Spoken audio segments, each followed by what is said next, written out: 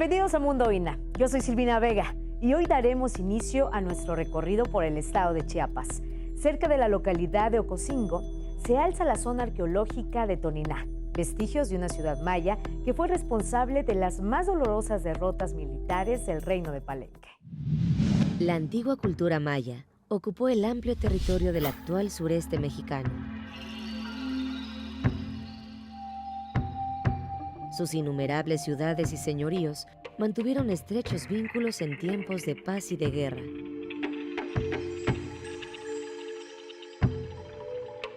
En la región selvática y montañosa del norte del estado de Chiapas, a unos 10 kilómetros de la localidad de Ocosingo, se alza la zona arqueológica de Toniná, vestigios de una ciudad maya que fue responsable, entre 695 y 711 de nuestra era, de las más dolorosas derrotas militares del reino de Palenque.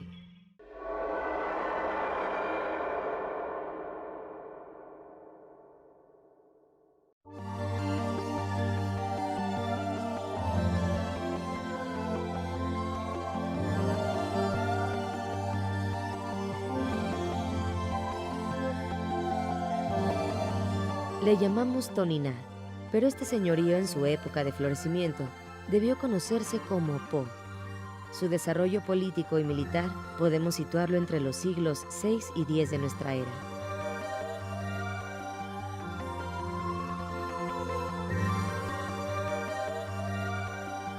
Llegó a ser una urbe muy extensa, con grandes edificaciones y recintos comunicados mediante un complejo sistema de calzadas, escalinatas y plataformas.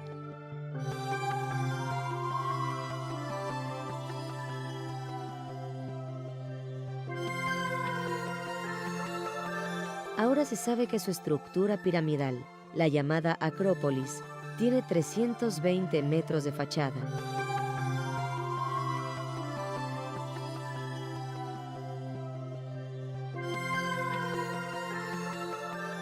La parte más elevada de la ciudad se alzaba como una construcción de 75 metros de altura.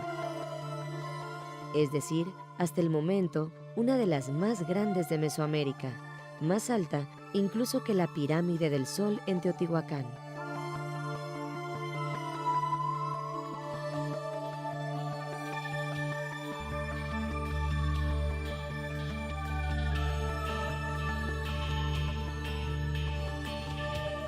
En lo que fueran un par de habitaciones del palacio, ha salido a la luz un muro que data del año 708 de nuestra era, donde fue labrado un texto que incluye el nombre de aquel gobernante, conquistador y guerrero, el más poderoso de la antigua urbe.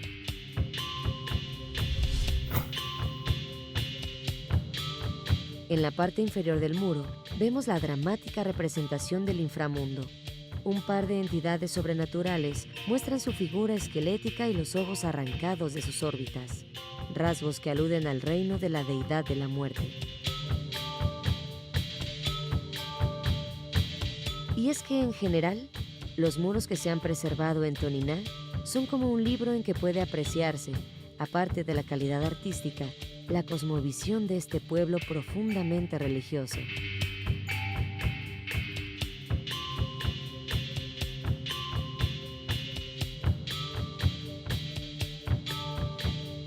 Una dualidad basada en la batalla entre los señores de la luz o del cielo y los de la oscuridad, el inframundo o Xibalbá, para crear y destruir constantemente el universo, es decir, el ciclo perenne de la vida y la muerte que rige el destino humano y de todo lo que existe.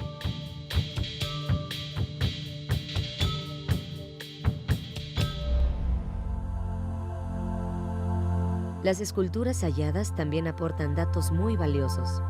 El carácter sagrado de los gobernantes, personificados con sus magníficos atavíos y atributos de poder. Y la importancia triunfal de representar a los guerreros cautivos, que son muestra de la superioridad del gobierno de Toniná hace 1300 años.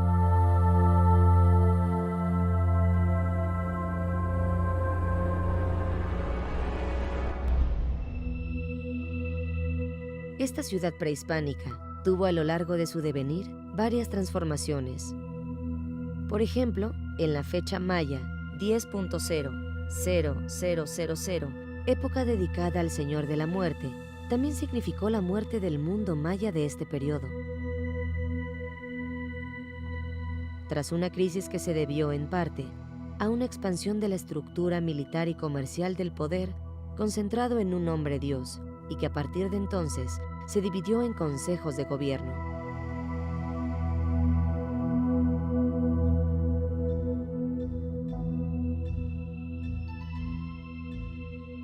Así, en Toniná, sus estructuras pasaron de un solo y gran templo al fondo del laberinto arquitectónico que es destruido en parte, para ubicar 3 templos en sus lados sur y este.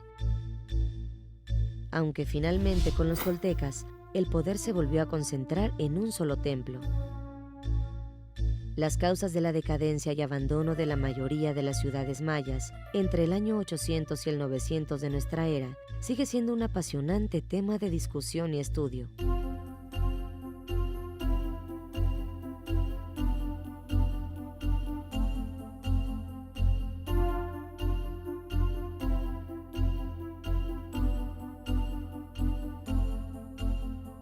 Actualmente las investigaciones sobre Toniná, el antiguo señorío de Po, continúan aportando datos para comprender el apogeo y el final de una de las culturas más importantes de Mesoamérica.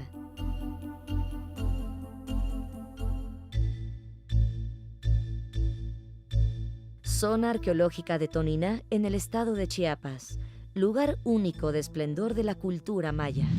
En la época de la Constitución de 1917, la música reflejaba el contexto político-social de ese entonces, pero también sirvió de escape a las clases populares que, hastiadas de años de levantamientos armados, abarrotaban las carpas, ferias y teatros improvisados buscando diversión por unos cuantos centavos.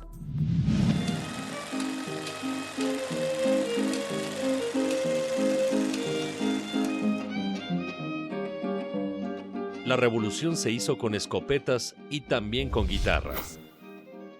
La diversificación de la música popular durante los años constitucionalistas alcanzó su esplendor y se incorporó al imaginario colectivo del revolucionario que permanecerá hasta nuestros días. Entre coplas y acordes, el corrido narra las hazañas de compañeros de armas, hombres y mujeres valientes que luchan por ideales libertarios.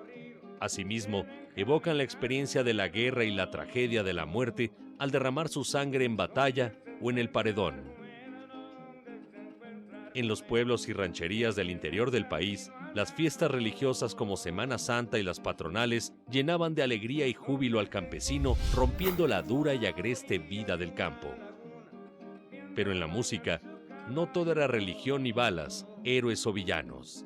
Las clases populares y campesinas, hastiadas de años de levantamientos y azonadas, abarrotaban las ferias, carpas y teatros improvisados, donde cómicos, acróbatas y músicos ambulantes divertían a la concurrencia por unos cuantos centavos.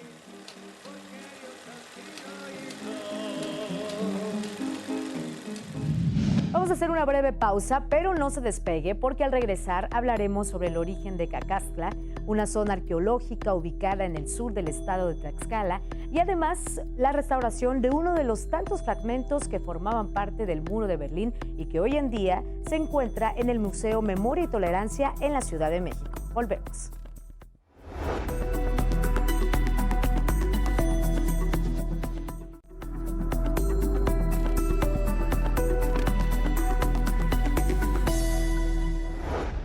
Cacaxtla es una zona arqueológica en el sur del estado de Tlaxcala. Su nombre proviene de la palabra náhuatl cacaxtli o cacaxtle, que refiere a los canastos de viaje que usaban los mercaderes para transportar sus mercancías. El sitio destaca por el buen estado en el que se han conservado sus murales. Cacaxtla se sitúa en el corredor que va de la Cuenca de México a la costa del Golfo. Su posición sobre un cerro le otorgó una vista privilegiada del Valle de Puebla-Tlaxcala, acceso a recursos naturales y facilitó su defensa cuando eran atacados. El clima templado posibilitó el cultivo de maíz, frijol, legumbres y amaranto. Contó con suficientes reservas de agua y recursos lacustres como peces, patos, insectos y tulares por la confluencia de los ríos Atoyac y Zahuapan y la presencia de antiguas ciénegas. En las zonas montañosas de los alrededores era factible cazar animales silvestres y recolectar madera y rocas para la construcción de sus edificios. Cacaxtla fue un asentamiento de dimensiones considerables, pues incluía a Xochitecatl al oeste, Atlachino, Tetlatlahuaca y Nativitas al este, y Mixco Viejo al noreste. En su mayor apogeo, la población osciló entre 10,000 y 20,000 habitantes. Cacaxtla surgió en un mundo dominado por Teotihuacán y Cholula, y prosperó con la caída de ambos a partir del 650 después de Cristo. Durante el apogeo de Cacaxtla, se dio un nuevo escenario político caracterizado por la fragmentación del poder y serios conflictos entre grupos rivales. El lugar fue abandonado entre los años 900 y 1000 después de Cristo.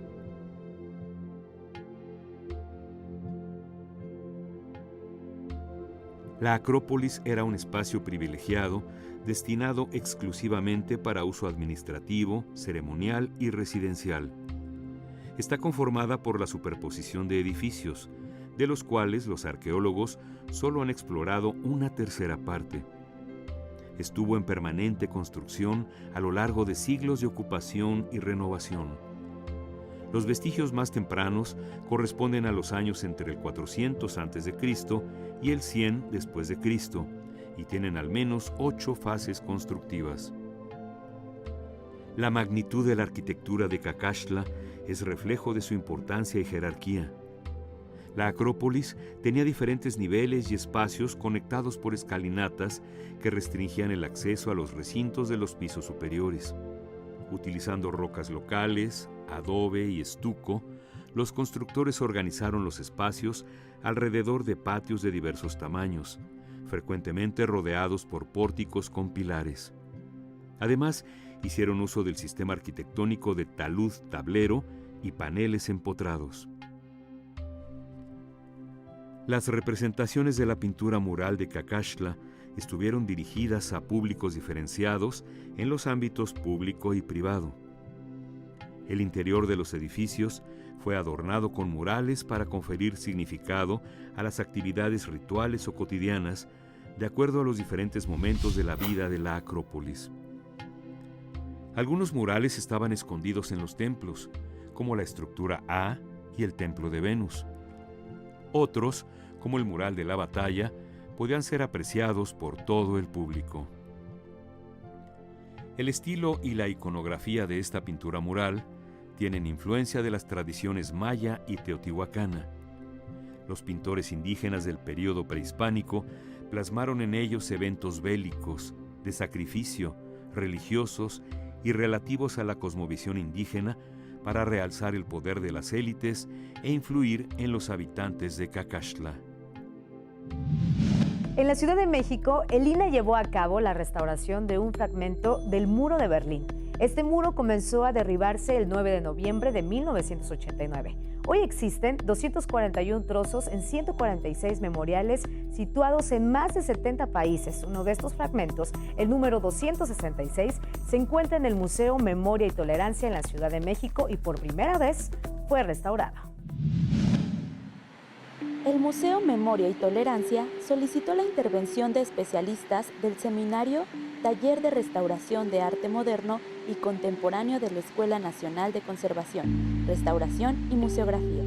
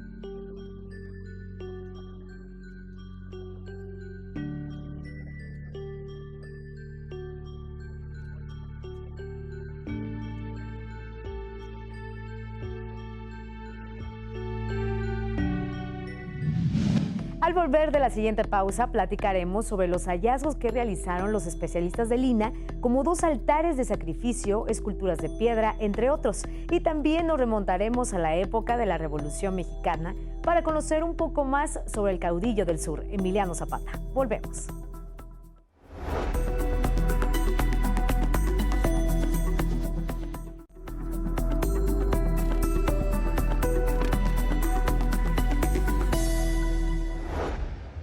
En el estado de Puebla, especialistas de Lina localizan el primer templo dedicado al dios Xipetotec, dios de la fertilidad, la regeneración de los ciclos agrícolas y la guerra. Hasta ahora, nunca se había encontrado un templo asociado directamente a su culto. Entre los hallazgos del contexto arqueológico destacan 2 altares de sacrificio, 3 esculturas en piedra y diversos elementos arquitectónicos localizados en un basamento piramidal. En Tehuacán sabemos que hubieron 8 grandes señoríos. Ahora ya lo podemos confirmar porque hablan, por ahí apareció hace muchos años un documento en que hablaba de los señoríos de Tehuacán, un libro que es publicado en 1890, que le llaman Tehuacán de las Granadas, y lo interesante es porque dicen el curato mayor Tehuacán, y los 8 curatos resulta que eran los señoríos arqueológicos en algún momento. Esto era para él es un gran recinto sagrado, es una zona sagrada que solo vivían altos sacerdotes y la élite, digamos. El campesino en la parte baja del valle, donde cultiva y sigue cultivando la tierra. En el caso de Tehuacán normalmente, que es como lo conocemos, sabemos, después de otros estudios de otros investigadores, que realmente significa lugar de tecuanis. El tecuanis es el gato montés.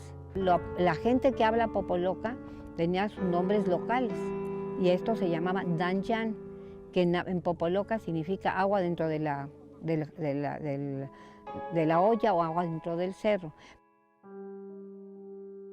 Otra característica de esta zona, la piedra es muy mala. Y no hay piedra para las esculturas. ¿Y por qué te jalearon esas? Pues esa es la pregunta de los 64,000 pesos. Fueron trabajadas acá. ¿Cómo las trajeron? Pues el mago cargando, lo que fueran, tan talladas acá. Ahora, como talla es muy bonita. Y representa eso una diosa del cielo, diosa con la falda de estrellas. Ahora, para las feministas están felices porque la más importante es una diosa y no un dios. Ahora, el estilo, otra vez, como yo sé que estoy de acuerdo con el doctor Seller que que el códice está ahí, él tiene las diosas en general en la mitología de que tienen el 8 malinar, el 8 hierro en la cabeza, lo tiene esta diosa, pero también la tiene una que ustedes conocen que está en el Museo de Antropología, la diosa que tiene una de falda de serpientes, esa salió en Coxcatlán, que es uno de los señoríos que depende de aquí, y tiene también esa misma fecha, y la misma fecha la tiene una diosa de Tecamachalco, que está en Tecamachalco, son las diosas femeninas. Es decir, ya podemos hablar no solo de las piedras, porque como arqueólogos vemos las piedras, no, la que nos da la piedra tanta importancia como todo, que es lo que a veces la gente tiene que entender, que es el estudio de las sociedades a través de sus restos materiales, y aunque sean espectaculares los restos arqueológicos, nos tenemos que embarcarlo en una historia. Llegamos y de pronto, suerte, que en la cala salió una de estos cabezas que son de un cráneo de un desollado. Y luego, bueno, lo gusto. Y luego juntitos, pero todavía no llegábamos al muro, encontramos la escultura de un chipe, que es bien interesante, reconocible, facilísimo para cualquiera, porque tiene sus amarres de la piel puesta. Y aún más este chipe, aún más contento el maestro Luis Alberto, pues dice: maestra, pocos salen con falda de plumas, y este salió con su falda de plumas, y en la parte de atrás lo van a poder ver ahí, tiene el amarre de la falda, y los amarres escultóricamente hay muchos chipes, pero aquí ya sí es de chipe, pero hay más. Ese es lo bueno de la arqueología, no sabes lo que vas a encontrar. Zapata vive, la lucha sigue. Es una consigna que demuestra la persistencia en la mentalidad de los mexicanos, ese movimiento popular y campesino liderado por el caudillo del sur. Emiliano Zapata Salazar Fue uno de los líderes militares y campesinos más importantes de la Revolución Mexicana y un símbolo de la resistencia campesina en México.